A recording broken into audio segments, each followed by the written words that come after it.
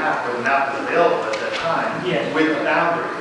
And they looked at that boundary and they made their decision. Since then, that boundary has changed, which the commission has the right to do. And could do it again tomorrow if you wanted to. And maybe, I got one quick question.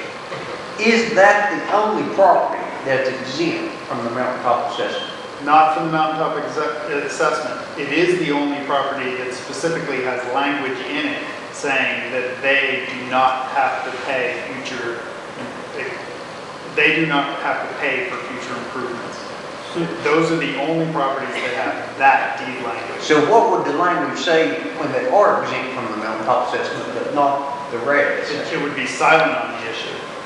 It wouldn't say anything that, you know, Well, then I don't understand what keeps them from paying the mountaintop assessment. Is there, if there's nothing in the deed that says they don't have to pay? Because there's nothing in the deed that says they have to pay. So We can only bill an assessment if I sell you a property, I put in your deed that I can charge you an assessment. If I don't put that in, I can't charge you an assessment. And likewise, in the case of this deed, he has language that says you cannot charge me an assessment. He has a legal cause to say you can't charge me a RAD, resort service fee either. I mean, Well, a resort service fee is not placed on a property, right? It's a user. well, if there is an assessment on the RAD, in some of these properties, it does not have in the deed, you can charge them a mountaintop assessment. What's the difference of the assessment rate in it? No, the RAD could charge an assessment on other, even Well, what's the whether difference it's between a RAD assessment and a mountaintop assessment? I'm kind of confused there. Mountaintop assessment can be assessed specifically against properties for which that have deed language allowing that assessment. which is most. Most, other than Shamrock has no such language. Leatherbark and Treetop have no such language, but have set up voluntary agreements to pay on their own. And currently, until it finishes development of Black Bear Crossing, has no contract to pay. But when they finish the project, then they would have to pay as well. So those are the only remaining properties within the district that does not have to pay a mountaintop assessment. If there were a special assessment, they would have to pay. And each of those property owners is aware of that. I went to their association meetings, I spoke to their boards. Some of their board presidents were on our committee. Well, why was their deed not required? They were developed before the concept was developed, before anyone thought to charge the assessment. Shamrock happened, Leatherbark happened, and at some point after that, they realized that they're going to need a way to start paying for this stuff, and they started putting back on the language in. There will be a time when Westridge Road no longer has to pay it. And I think we mutually would like to get to a point where, you know, that Westridge Road and RAD have some sort of an arrangement, you know, to make those services continue. I want to try to come back to Mr. Tate's question. I don't know how that would affect, it could have affected. However, I think it's, it is true we do have the right in passing this to change the RAD boundary based on our concerns. And, the concern brought here in front of us is that we have a landowner, two landowners, Mr. Liz and Mr. Bryant, who have deed language that really suggests that they probably can't be included in the boundary. So I think it's a good idea for us as a commission to try to figure out how to work around that. Literally, in this case, the parties have found a way to work around it. So I think that's the best we can go on that aspect. I hope that helps answer your questions. It does. I just realized that the vote is so terribly, terribly close, and then to have a factor change in it. Mr. Wilcombe, one question. Just a short question. Would those folks that are excluded from the RAD boundary, are they going to receive any benefit from the RAD? Is there anything that can be construed as a benefit to them, even though they're not paying into it? We spent $250,000 on the sewage, on the sewage in, we put on the rivers. We put water in and put sewer pipes to the garden, that's what she was running through without charging. We know more than somebody can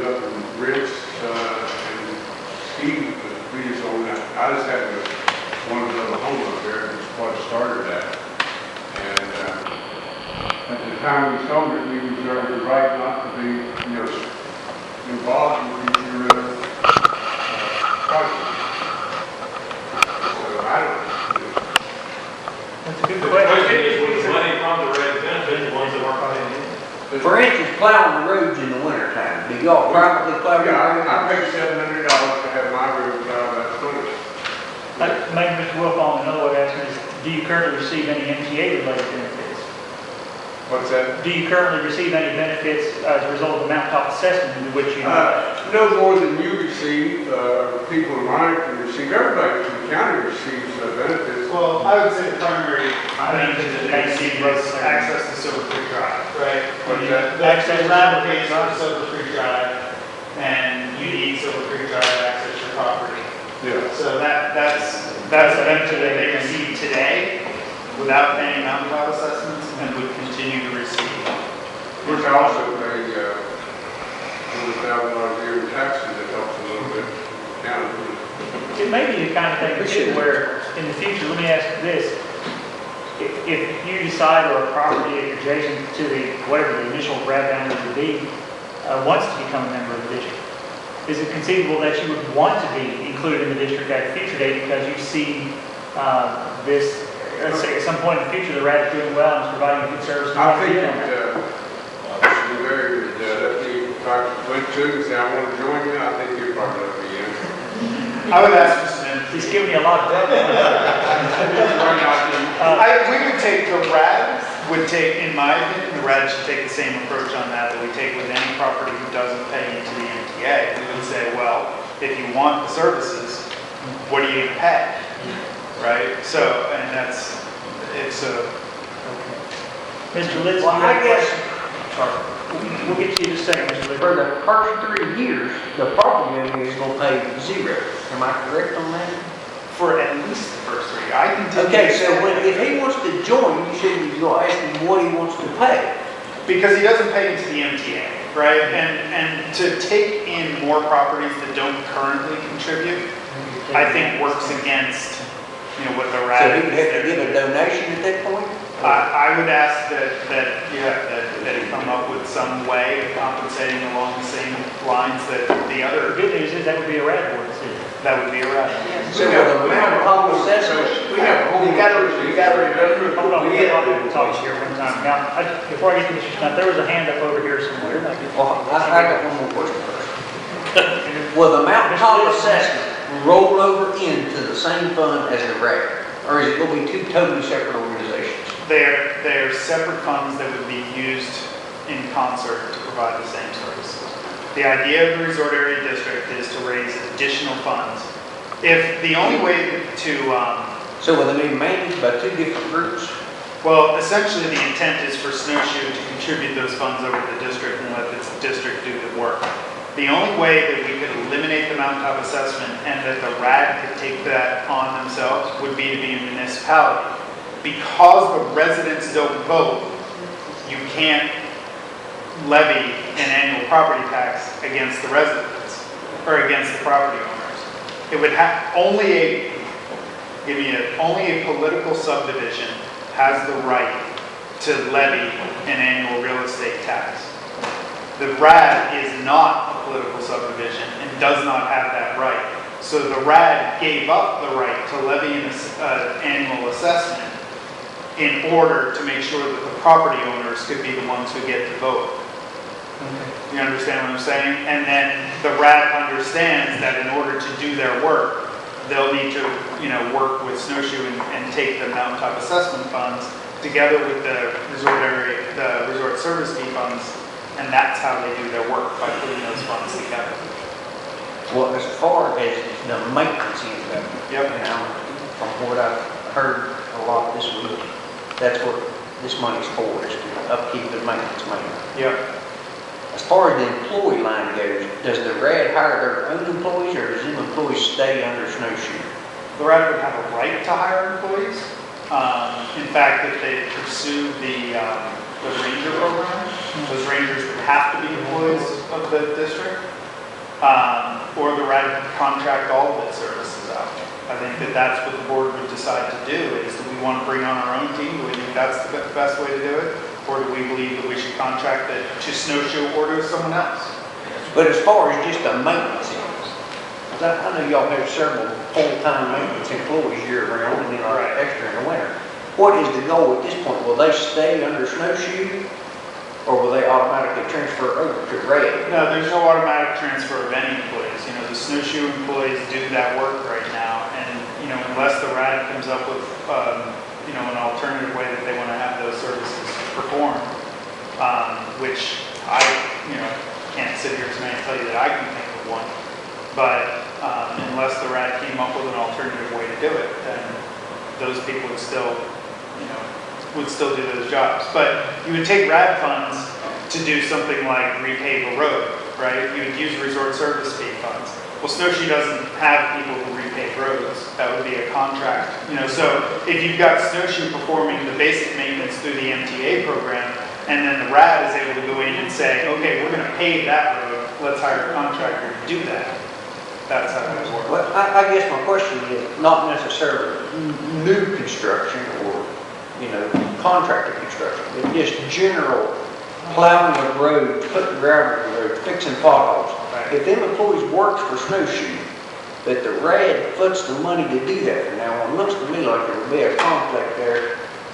If the RAD wants this road fixed today, and Snowshoe wants their maintenance employees to do something else today, how would it part? Well, that's a little bit of why the budget requires the supermajority approval, but I mean, the whole idea would be, I mean, we share our budget right now. We show what we can accomplish and, you know, what we use that money for.